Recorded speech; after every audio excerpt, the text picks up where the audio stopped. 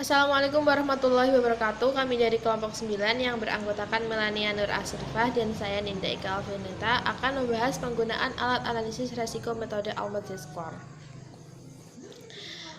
Almat Z-Score adalah salah satu metode untuk mengetahui tingkat kesehatan keuangan perusahaan yang dapat digunakan untuk menilai berhasil tidaknya manajemen perusahaan.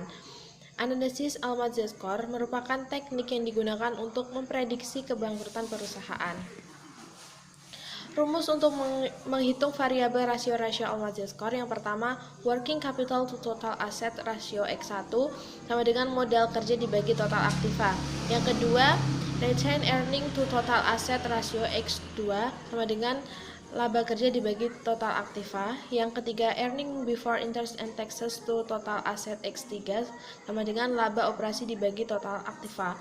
Yang keempat, market value of equity to books to debt X4 sama dengan jumlah ekuitas dibagi jumlah hutang. Rata-rata semua variabel-variabel tersebut yang diketahui dimasukkan ke dalam rumus Z sama dengan 6,56X1 ditambah 3,26X2 ditambah 6,72X3 ditambah 1,05X4, di mana X1 modal kerja dibagi total aset, X2 laba ditahan dibagi total aset, X3 earning before interest and taxes dibagi total aset, X4 nilai buku ekuitas dibagi nilai buku utang.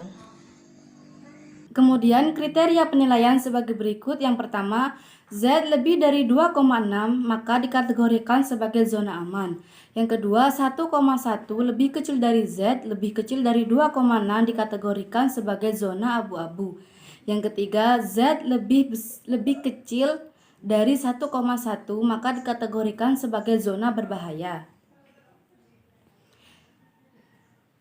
Pengaplikasian metode Z-Score. Analisis metode Almat Z-Score sebagai alat bantu memprediksi terjadinya financial distress pada PT Bina Karya Dermaga Nilam. Kondisi keuangan PT Bina Karya Dermaga Nilam periode 2015 sampai 2019 menunjukkan hasil yang masih belum stabil dan masih mengalami fluktuasi. Pada tahun 2015 sampai 2017 perusahaan berada pada posisi gray area atau area abu-abu.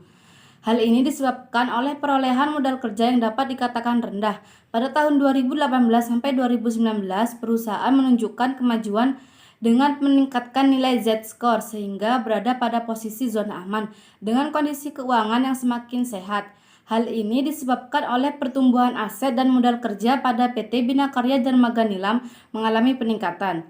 Kondisi ini menunjukkan bahwa pihak manajemen berhasil mengatasi potensi kesulitan keuangan perusahaan dan dapat menempatkan perusahaan dalam kondisi keuangan yang sehat.